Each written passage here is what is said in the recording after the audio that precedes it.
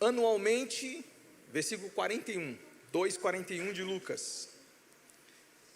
Anualmente iam seus pais a Jerusalém para a festa da Páscoa. E quando ele atingiu 12 anos, subiram a Jerusalém segundo o costume da festa. Então vamos lá. Hoje eu queria ministrar uma palavra com o título: Não se esqueça de Jesus. Repete comigo: não se esqueça de Jesus. O que acontece aqui? Todos os anos, a festa da Páscoa, que era uma tradição judaica, para quem não se lembra, a festa da Páscoa foi estabelecida no Êxodo, onde Israel estava cativo no Egito, e quando Deus deu a ordem para Moisés, o seu povo, sair do Egito, e Faraó não quis, 10 pragas se manifestaram, e na 10ª praga, a praga da morte dos primogênitos, Deus instituiu a Páscoa. Ele ordenou que matasse um cordeiro, e o sangue desse cordeiro fosse vertido nos umbrais das portas. A carne do cordeiro deveria ser comida em família, e naquela noite, quando o anjo da morte passasse, ele passaria por cima das casas que o sangue estivesse. Onde o sangue não estivesse, o anjo da morte entrava e matava o primogênito, mas aonde o sangue estava, o anjo passava por cima. Daí vem o termo Páscoa, Pesahá, passar por cima, passar além da marca. O sangue é a marca do cordeiro. Quem tem o sangue está marcado, quem tem o sangue está protegido, quem tem o sangue está salvo. Tem o sangue? Quem tem sangue? O sangue de Jesus, o Cordeiro de Deus, que tira o pecado do mundo. Jesus é esse antítipo deste Cordeiro. O Cordeiro aponta para o sacrifício de Cristo, e quem crê no poder desse sangue está guardado, onde o inferno e a condenação não lhe atinge. A Páscoa judaica estabelecida no Êxodo, ela durava 7 dias, e esses 7 dias o povo deveria sair onde estivesse, irmãos, e deveria ir para Jerusalém festejar a Páscoa. E ali, durante 7 dias, a cidade de Jerusalém ficava lotada de gente, não havia hospedagem, era um tumulto, mas valia a pena, porque eles iam celebrar o Senhor. Vale a pena celebrar o Senhor. Vale a pena sair de casa, atravessar distâncias, uns mais, outros menos, mas o que vale a pena é entrar na casa do Senhor, celebrar o Senhor, exaltar o Cordeiro de Deus que nos deu a vida. Vale a pena. Esse tumulto representa a dificuldade que eu tenho, que você tem, todos nós de alguma forma temos dificuldade de sair das nossas casas e vir para cá. Uns têm que investir dinheiro, gasolina, tempo e um monte de outras coisas, mas quando a gente chega aqui, essas coisas não significam nada, porque a presença dele é tão poderosa, é tão maravilhosa, que nada, absolutamente nada vale ao invés da presença do Senhor. Então Jesus tinha 12 anos aqui.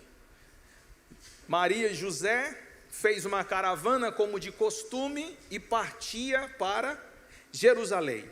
Com 12 anos, as meninas iniciavam um processo da tradição judaica chamada Bar Mitzvah, filho da lei, filho do mandamento.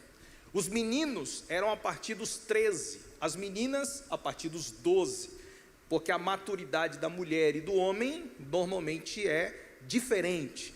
Então iniciava-se a partir dos 12 anos esse procedimento chamado Bar Mitzvah, isto é, filho da lei, filho da aliança, filho do mandamento. E o que iniciava-se a partir dos 12 anos? 3 coisas fundamentais. A primeira, que as crianças, elas tinham responsabilidades espirituais. A partir dos 12 anos, as crianças tinham consciência e eram responsáveis pelos seus próprios pecados. Então, uma criança abaixo de 12 anos que fizesse algo contra a lei era reconsiderado por causa da sua idade. Mas a partir dos 12, as crianças tinham responsabilidade por causa de erros e pecados contra a lei. Por isso, iniciava-se então, a partir dos 12 anos, um ritual de leitura e aprendizado da Torá, a lei sagrada. Então, aos 12 anos, as crianças sentavam-se aos pés dos mestres, dos rabinos, e ele, a criança, ouvia atentamente os ensinos. As crianças com 12 anos já começavam a frequentar sinagogas, coisas que normalmente não era permitido, mas com 12 anos ela já entrava nas sinagogas e já aprendia a palavra do Senhor. Além disso, uma outra responsabilidade também era dada às crianças de 12 anos, a responsabilidade com oração e com jejum. Com 12 anos, orar e jejuar, ok? Porque tem que aprender responsabilidades espirituais. E por que eu estou dizendo tudo isso aqui? Porque Jesus, ele estava começando o processo de Bar Mitzvah, isto é, o filho da aliança. Ele com 12 anos, ainda no próximo ano, ele iniciaria, mas Jesus já estava adiantando esse processo. Porque o que acontece em Jerusalém? Ele fez exatamente o que um filho da aliança faz. Ele entrou na sinagoga, ele entrou no templo, ele ouviu os doutores, se assentou no meio deles, perguntou, porque não era permitido crianças se manifestarem, mas como ele já estava com 12 anos, ele perguntou. Tem gente que acha que Jesus foi lá ensinar os doutores. Não, Jesus não foi ensinar porque ele não tinha idade para isso. Ele estava sentado no pé dos doutores e ele perguntava, ele interrogava. Os doutores falando, ele levantava a mãozinha, com licença, o que significa isso? E os doutores ficavam numa situação difícil e alguns não sabiam responder, então ele perguntava e respondia. Aí com a resposta que ele dava, os doutores ficaram pasmos. Meu Deus, que moleque é esse? Né? Moleque com 12 anos, com uma pergunta dessa, com uma resposta dessa. O texto fala, com uma inteligência fora do comum. E agora os doutores estavam maravilhados com a sabedoria de Jesus aos 12 anos de idade. Isso, para um judeu, o processo de iniciação do filho da aliança era uma transição de responsabilidade, onde a criança sai da dependência dos pais e passa a responsabilidade pessoal diante da lei. Para nós cristãos, também nós temos um bar mitzvah, isto é, filhos da aliança. Quando é que nós nos tornamos filhos da aliança? Quando nós nos batizamos nas águas. No batismo das águas, nós descemos as águas e ali fazemos uma aliança com Deus. Essa aliança com Deus nos torna filhos responsáveis por aquilo que nós fazemos. Nós nos tornamos responsáveis pelos nossos pecados, nós nos comprometemos a nos sentar aos pés dos obreiros, dos pastores e aprender as Sagradas Escrituras, e também nos comprometemos com a vida devocional, com oração e com jejum. Então, a partir do batismo nas águas, nós nos comprometemos e somos um filho de aliança. Não depende da idade, depende do comprometimento. Quanto mais comprometido formos, mais vida espiritual, maturidade espiritual nós vamos ter. Tudo isso que eu estou contando é apenas um plano de fundo para você entender o que Lucas escreve aqui no verso 41 em diante. Me parece que Lucas, ele queria destacar, mesmo Jesus com 12 anos, ele já tinha consciência plena da sua missão. Com 12 anos ele já sabia quem era o pai dele, e o pai dele não era José, o pai dele era Deus. Não é tanto que quando Maria chega preocupada com ele, e eu vou falar mais sobre isso, ela fala: filho, eu fiquei aflita te procurando, seu pai e eu procurando você. E ele fala: mãe, eu estava na casa do meu pai. Então ele usa essa expressão, meu pai, fazendo menção do próprio Deus. Com 12 anos, ele já tinha consciência plena de quem ele era, de quem o pai era e o que ele deveria fazer.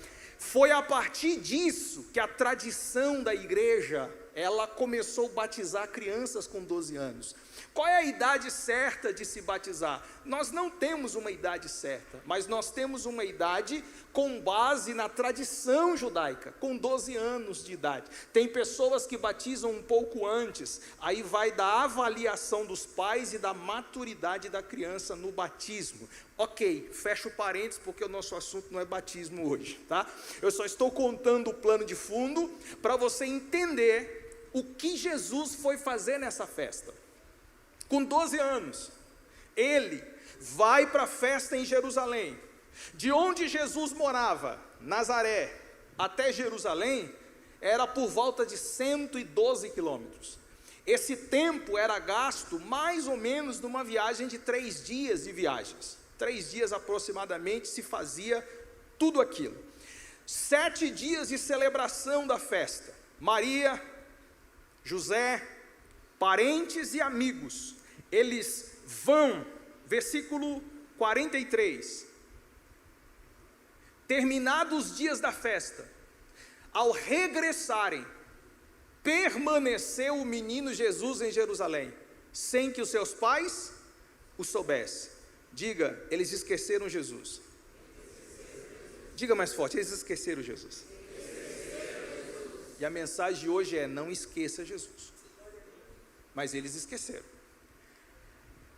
O menino de 12 anos ficou para trás. O texto fala que era costume eles saírem daquela festa. Era normal eles irem e virem por longos anos. Mas naquele ano aconteceu algo diferente, fora do previsto, fora da rotina deles. Jesus ficou para trás. Um dia depois, o texto fala que eles viajando, depois de um dia, versículo 44, pensando, porém, estar ele entre os companheiros de viagem, foram caminho de um dia, e então passaram a procurá-lo, entre parentes e conhecidos. Depois de um dia, os pais: cadê Jesus? Não achou? Jesus está aí? Não. Jesus está aí? Não. Não é possível. Espera aí. Ô Marta, ô José, Jesus está aí? Não. Ai Jesus, cadê Jesus? Aí Maria e José ficou com certeza. Se não está com as famílias, se não está com parente, não está com ninguém, imediatamente eles voltaram. Um dia avançando e 3 dias procurando. Por que um dia para eles perceberem que Jesus não estava, e 3 dias procurando até encontrar?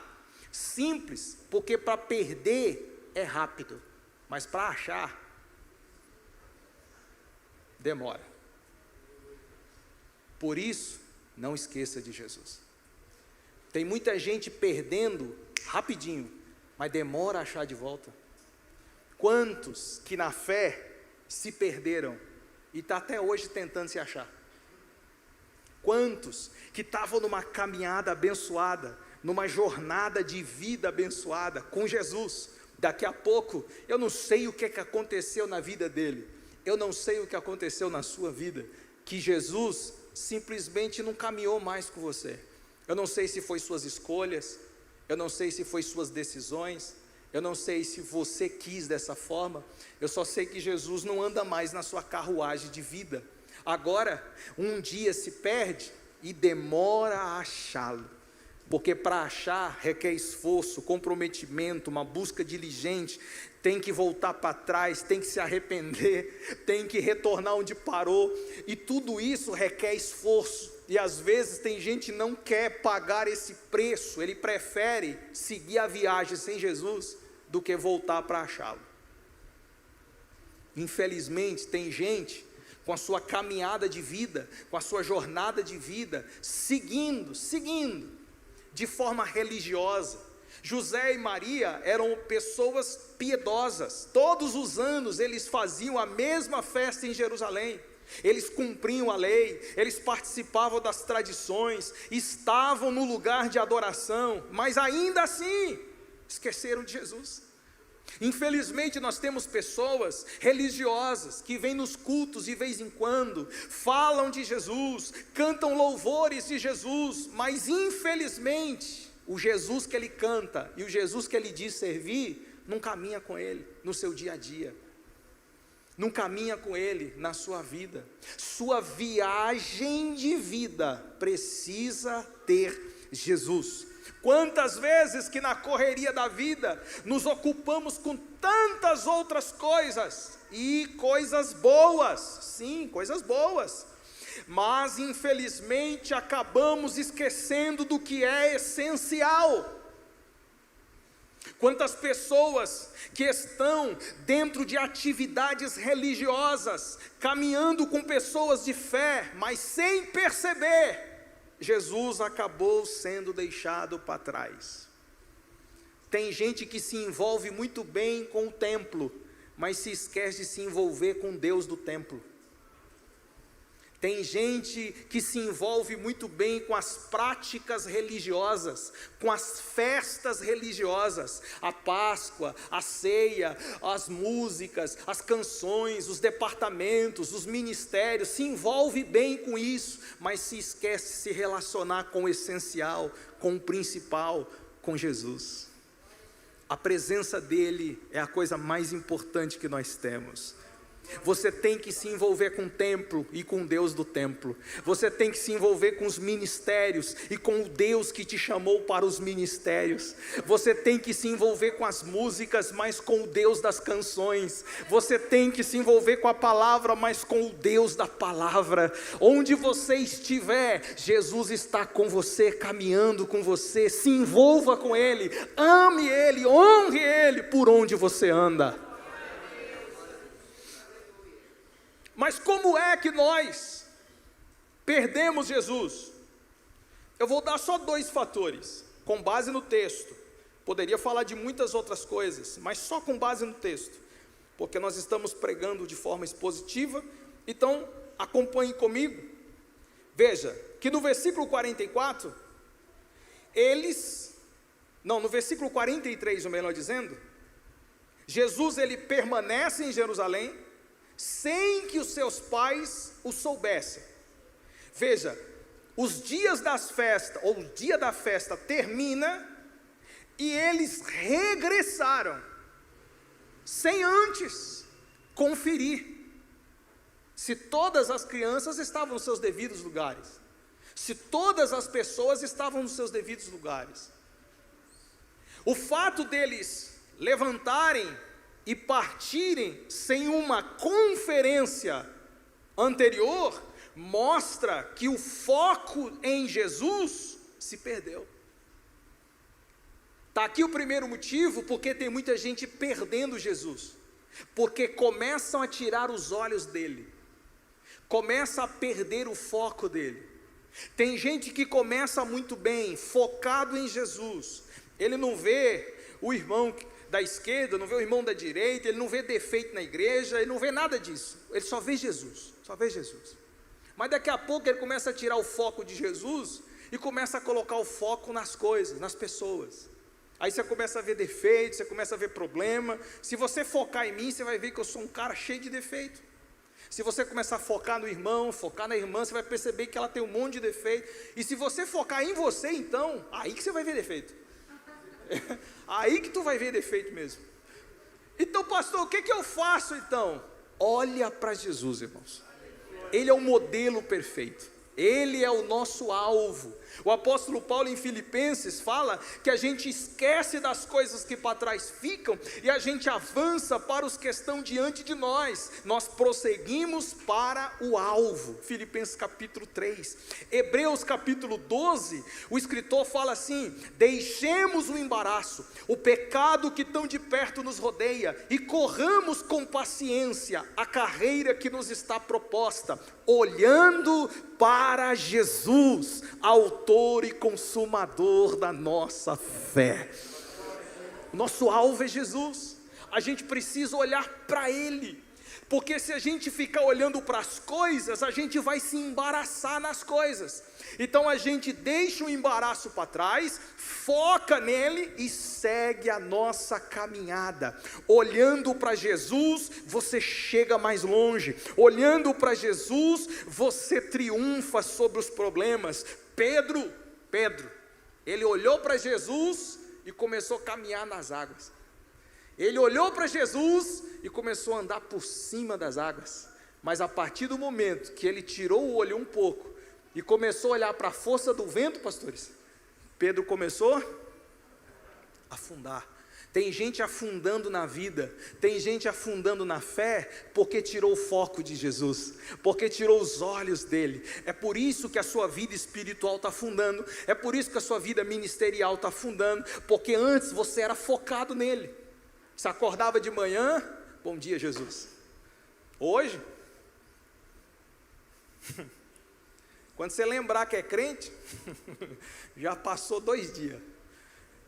Você tinha um ritual, e ritual no bom sentido, você tinha um devocional, você tinha uma vida com Deus, você lia a palavra, você falava com Ele, você estava no ônibus orando, você estava no trabalho em espírito, lia a palavra em algum momento, você estava focado nas coisas de Deus.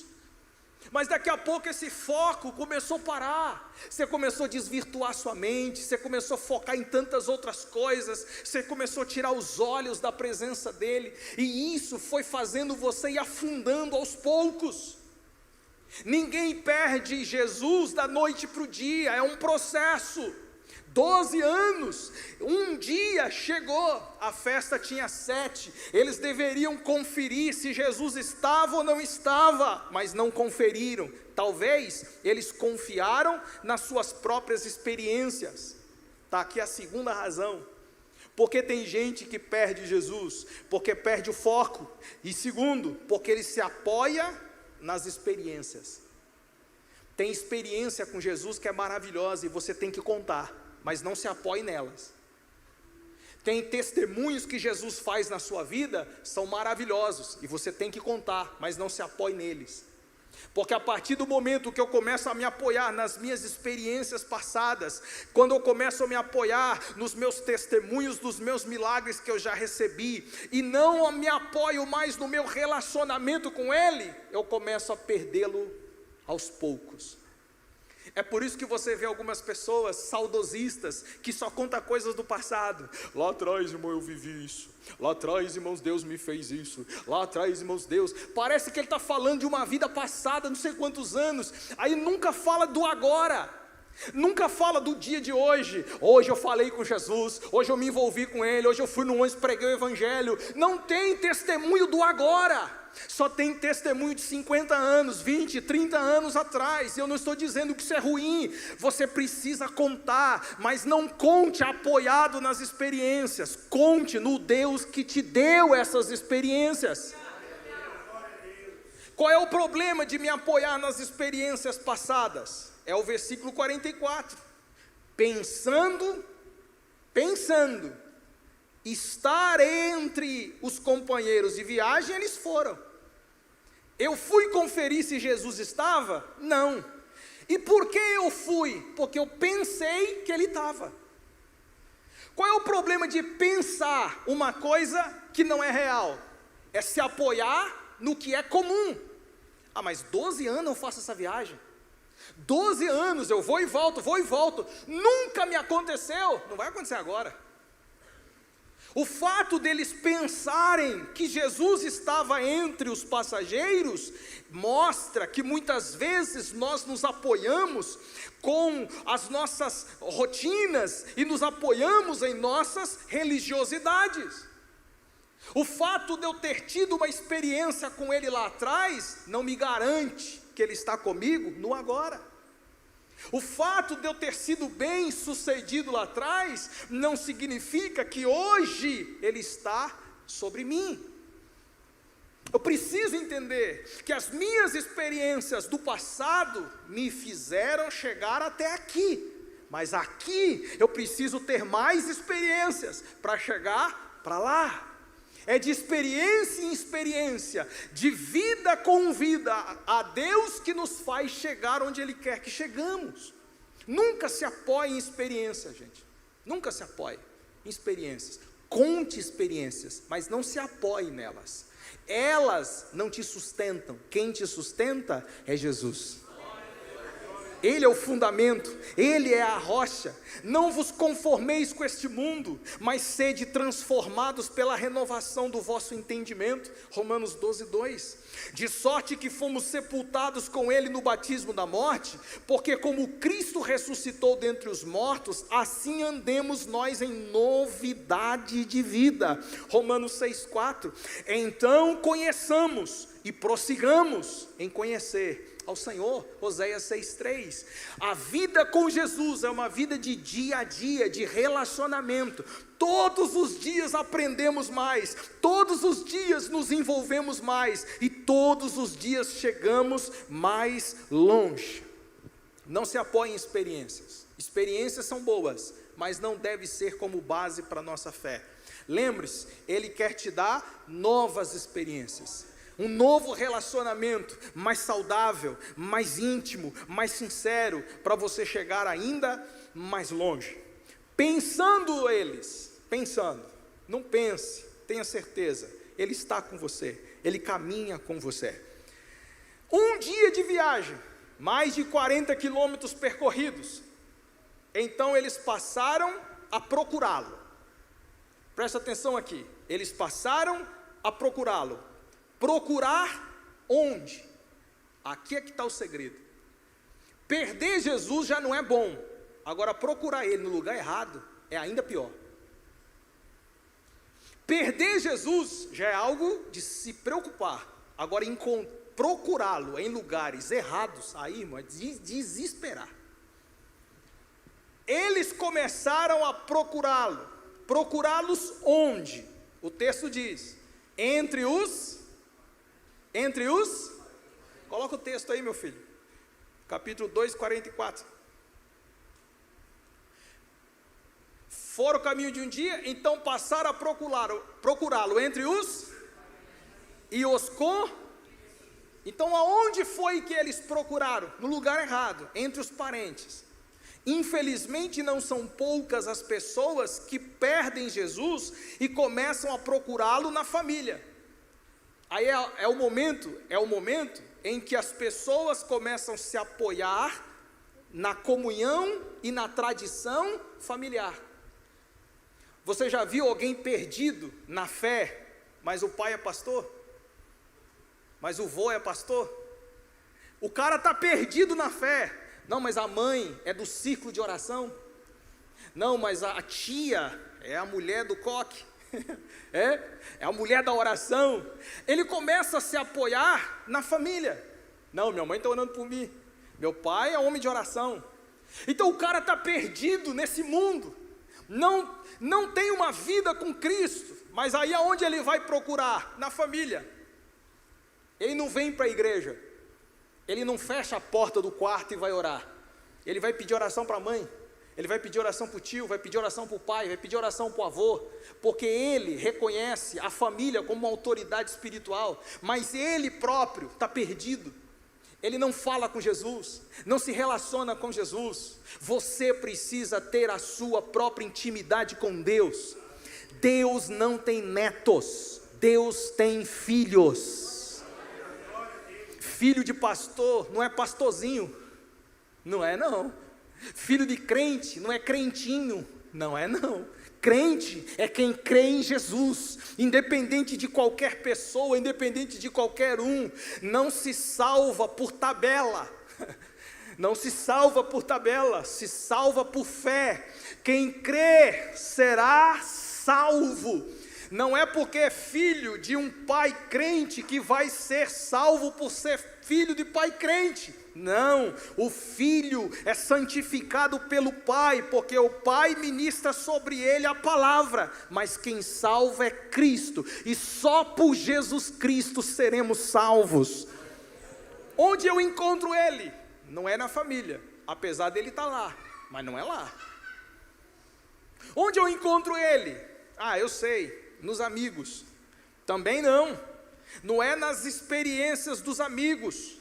Seu pastor é teu amigo, é uma bênção. Vou procurar Jesus no pastor, se vier acha. Mas não é isso que ele quer. Você precisa se relacionar com ele. Você precisa ter contato com ele. Eu vou procurar Jesus nos meus irmãos, na comunhão da igreja. Ele está lá. Porém, você precisa entender que Jesus está à tua disposição. É só você dobrar os joelhos, é só você falar com Ele. A porta está aberta, o véu se rasgou, você pode entrar na presença do Senhor. Muito se ensinou para nós dependência emocional, espiritual de pastores narcisistas que controlavam a vida das pessoas. Você, para tudo tem que pedir a bênção. Para você pisar o pé para fora da casa, você tinha que pedir a bênção do pastor. Para comprar uma bicicleta, o pastor tinha que autorizar. Não, meus irmãos, o véu já rasgou, Ele é Pai de todos, você tem acesso ao Senhor. Você pode ligar para o pastor pedindo uma orientação, você pode ligar para amigos sábios, cheios do Espírito Santo, para pedir um conselho. Claro que pode, não é isso? Você pode ligar para uma amiga para orar junto com ela, claro que pode, mas isso não é dependência. Nós não dependemos disso, a nossa dependência está em Deus. É Ele que nos cuida, é Ele que nos ajuda. Não dependa de ninguém, dependa somente de Deus. Estamos aqui para te ajudar no que der e vier, mas sua dependência deve estar no Senhor Jesus Cristo. Muitas pessoas procuram nos amigos achar Jesus, porém não é suficiente. Então, já que eles não acharam Jesus nos parentes e conhecidos, versículo 45, não encontraram. O que eles fizeram? O que eles fizeram? Fala bem forte, voltaram. Voltaram. Voltar não é fácil, mas é necessário. Voltar é uma das decisões mais difíceis da nossa vida. Ninguém gosta de voltar, irmão. Ninguém. Você já caminhou 40 quilômetros, um dia de viagem. Olhar para trás e falar, meu Deus do céu, voltar tudo isso aí? É a decisão mais difícil, mas é a decisão mais certa. Por que voltar é importante? Porque se eu não quiser voltar e continuar do jeito que eu estou, eu não vou ser feliz, não vai funcionar, não vai dar certo, porque Jesus não está lá, Jesus está para cá. E se Ele está para cá, então eu preciso voltar para cá. Eu tenho que procurar onde Ele está, porque o melhor lugar para se estar é onde Jesus está. Tem gente que não quer pagar o preço de voltar, e eles decidem continuar sem Jesus. Por isso, está tudo errado. Quebram a cara, as decisões não funcionam, a vida fracassa, porque eles decidem avançar sem Jesus. Mas tem gente que no meio do caminho, eles reconhecem. No meio do processo, eles entendem. Minha vida não está legal. Eu perdi Jesus em algum lugar. Eu já não era mais assim. Hoje eu canto, mas eu acho que eu perdi Jesus em algum momento da minha vida. Hoje eu prego, mas eu acho que eu perdi Jesus em algum momento da minha vida. Hoje eu vou para a igreja, mas não é a mesma coisa. Parece que eu perdi Ele em algum momento da minha vida. Eu preciso voltar no lugar onde eu me perdi, e ali eu vou reconciliar com Ele e fazer a coisa certa. Lembra-te de onde caístes. Volta, se arrepende e pratica as primeiras obras. Aonde você caiu? Qual foi o momento que você deixou de ser aquela pessoa cheia de Jesus? Onde foi que você se perdeu? Onde exatamente você deixou Ele de lado e começou a assumir o controle da sua vida? Onde exatamente você colocou Ele de lado e começou a dar suas próprias diretrizes e decisões? Onde você tirou Ele de lado e começou a viver do seu jeito, da sua maneira, ao seu bel prazer? Onde foi isso? Porque não era assim. Lá no começo, você sempre estava com Ele, pedindo orientação, com temor, com reverência, em santidade, mas daqui a pouco você começou uma jornada. Eu não sei se você achou tão confiante que podia fazer as coisas do seu jeito. Eu não sei se o excesso de confiança foi tirando Ele do controle. Jesus estava ali no barco, você foi tirando. Jesus estava ali na charrete, você foi tirando. Dá para mim, deixa que eu sei como faz. E a arrogância, a prepotência espiritual foi tão grande que ele foi sendo colocado de lado. Aconteceu isso com a igreja de Laodiceia. A Bíblia fala em Apocalipse que Jesus estava batendo a porta. E por que Jesus estava batendo a porta? Porque a igreja tirou ele da igreja. Porque a igreja, os irmãos, tiraram ele da igreja. Por isso que ele estava lá fora, batendo na porta. Eu quero entrar aí, essa igreja é minha. Mas a arrogância da igreja de Laodiceia era tão grande que Jesus não tinha mais espaço nela. Nossa arrogância espiritual tira Jesus da nossa vida e parece que Ele não tem mais espaço em nossa vida. Então o que a gente tem que fazer? Lembra-te onde caiu. Volta. Voltar é arrependimento. Voltar é entender onde errou. O texto fala que eles voltaram e passaram a procurar, porque não dá para voltar se nós não reconhecermos que perdemos. Se a gente não reconhecer que perdeu, se a gente não reconhecer que somos diferentes hoje, se a gente não reconhecer que alguma coisa está errada conosco, a gente não vai voltar. Mas se eu reconhecer, eu vou tomar a decisão e voltar. Foi isso que o filho pródigo fez.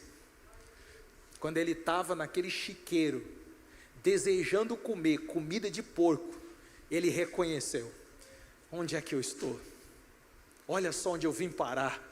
Só que o texto em Lucas, no capítulo 15, versículo 18, fala: levantar-me-ei, aleluia, e irei ter com meu pai. Você tem um pai, você precisa voltar para Ele. Você tem um pai que Ele ama você, cuida de você, mas você precisa reconhecer onde caiu, você precisa reconhecer onde errou, você precisa reconhecer onde se perdeu, e a partir de então retornar, voltar, porque o Pai te espera de braços abertos. Retome, volte e passe a procurá-lo. O texto disse que eles retornam depois de 3 dias procurando, ansiosamente, até encontrá-lo. E o texto no versículo 46, 3 dias depois. Por que 3 dias? Porque não é fácil assim. Não é fácil. Você já se embaraçou todo, já perdeu o ritmo, já perdeu o ânimo, o diabo coloca vergonha. Eu estou falando pelo Espírito aqui, viu, irmãos?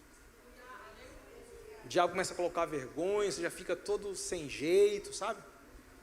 Parece que os irmãos vão olhar para mim, os irmãos vão me acusar. Não, ninguém vai te acusar, é o diabo que está te acusando. Os irmãos te amam. A igreja te ama. Somos uma família. Mas o diabo é tão sagaz que fala: não volta não, porque ficam olhando para você. Não volta não, porque vão ficar te julgando. Não volta não, porque não vai dar certo. Vai que você volta e não funciona. Vai que você volta e não consegue recuperar. Vai que você volta e não consegue achar. Aí ele fica falando na sua orelha e você fica indeciso. Volto, não volto, volto, não volto. E tem gente que decide continuar do mesmo jeito. Mas tem gente que não ouve a voz do diabo, ouve a voz de Deus. Ele retorna, se humilha: eis-me aqui, Senhor. Pai, faz de mim como um dos seus trabalhadores. O pai fala: trabalhador não, você é meu filho. Eu vou te restaurar e vou te colocar à mesa de novo. Ele voltou, procurou 3 dias. Só que o texto fala no verso 46, eles, os pais, acharam Jesus no templo. 3 dias buscando, estava no lugar mais óbvio para procurar Jesus, no templo. Se tem um lugar que Jesus gosta de estar, é no templo. Aqui é a casa dele, irmãos. Ele disse isso: minha casa será chamada casa de oração. É minha casa. Os homens tentaram se apoderar da casa do Senhor, fazendo negócio lá dentro. Ele chegou com um chicote: sai daqui, seus bandos de ladrão. Essa casa aqui não é de vocês. Essa aqui tem dono. Essa casa é minha. Às vezes os homens ruins tentam se apoderar do templo, tentam se apoderar da igreja, tentam se apoderar das pessoas, mas sempre ele virá com vara de ferro para dizer aos homens: você não manda em nada. Esta casa é minha, este povo é meu, esta igreja é minha. É por isso que ele estava batendo na igreja de Laodiceia. O povo expulsou ele para fora, mas ele não desistiu da igreja. O povo expulsou ele para fora, mas ele não desistiu da igreja. Eu falo de novo, ele está batendo no seu coração hoje, porque ele não desistiu de você. Ele não desistiu de você. Oh, glória. Ele estava no templo, assentado no meio dos doutores, ouvindo e interrogando. E os que ouviam ficaram admirados com a sua inteligência e resposta. E o 48, logo que os seus pais o viram, ficaram maravilhados. Sua mãe lhe disse: filho, por que fizeste assim conosco? Teu pai e eu estávamos aflitos à sua procura. Porque quem perde Jesus fica aflito mesmo. Quem perde Jesus fica angustiado. Quem perde Jesus fica sem paz. Quem perde Jesus fica sem direção. Quem perde Jesus não sabe o que fazer da vida. Mas quando encontra, as coisas se clareiam, as coisas direcionam, as coisas começam a fazer sentido. Deus quer dar sentido para a sua vida de novo.